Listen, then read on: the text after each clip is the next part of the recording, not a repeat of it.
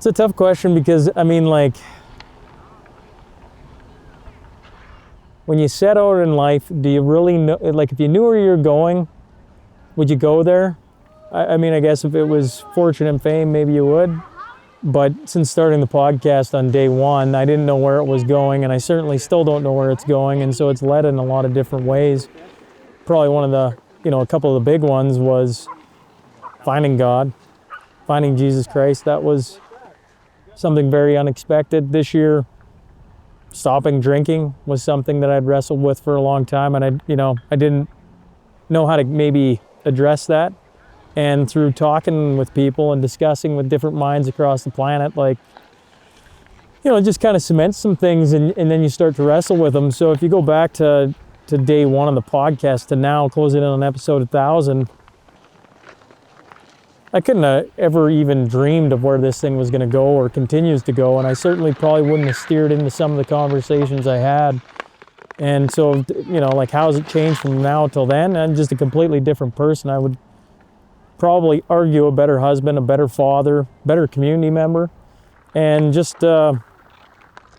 starting to understand who I am. Like, I think as a young man, you think you know who you are, and every year that goes by, maybe every 5 years that goes by, you go, man, I was an idiot 5 years ago. And I certainly think that every few years when I look back at some of the conversations I've had even on the podcast, and I'm just like, I can't believe I said some of the stuff I said there, but how would you know? And the conversations just continue to grow and change, and who I'm having them with continues to change, and I just look forward to seeing what the next 1000 bring, honestly.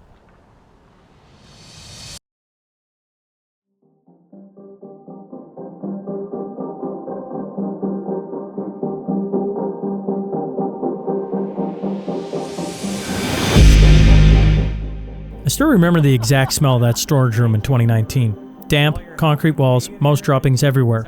That's where episode 1 of the Sean Newman podcast was born. One mic, a cheap laptop, and a guy from the book club who owed me a favor. I had no plan, no audience, just a stubborn belief that real conversations still mattered. The first 4 episodes were pure, small-town chaos. Episode 2, my father, because the scheduled guest dropped out last minute. In hindsight, perfect. Fathers always answer the call. Episode 3, the sound guy who told me I couldn't interview just anyone, said watch me, and put him in the chair. Episode 4, my brothers, all 4 of us yelling over each other like we were still kids.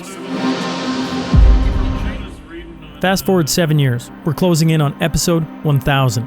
Millions of downloads later, from mouse poop on the floor to world leaders, country music legends, scientists, doctors, comedians, CEOs, whistleblowers, and thinkers who shaped the world. People I used to watch on TV now sit across from me, sharing their stories the legacy media won't touch. When a person can't find a deep sense of meaning, they distract themselves with pleasure. That line stopped me in my tracks the first time I read it.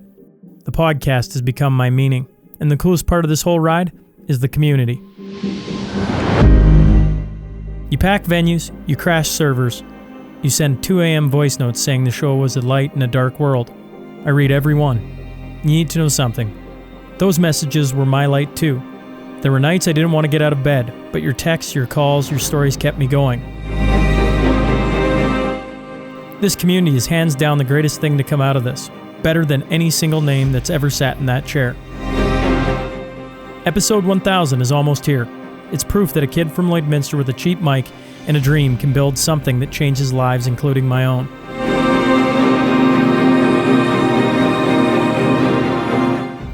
Thank you for every download, every share, every ticket purchased. You turned a basement experiment into a family. 1000 episodes, one incredible ride. And the best part? We're just getting warmed up.